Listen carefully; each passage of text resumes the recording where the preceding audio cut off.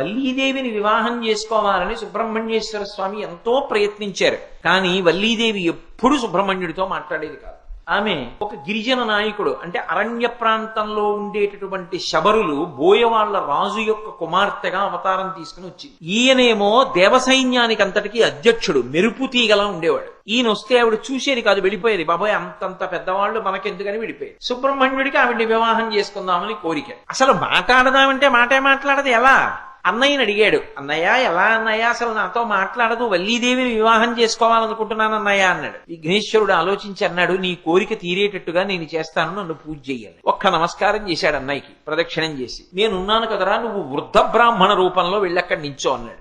వెళ్లి వృద్ధ బ్రాహ్మణ రూపంలో నించున్నాడు సుబ్రహ్మణ్యేశ్వర స్వామి. వల్లీదేవి చెలికెత్తెలతో ఉద్యానవనంలోకి వచ్చింది. వెంటనే విఘ్నేశ్వరుడు పెద్ద ఏనుగు రూపంలో వెళ్లి తొండం ఎత్తి పిచ్చెక్కిన ఏనుగు రూపంలో పెద్ద ఘీంకారం చేస్తూ పరుగులు తీశాడు.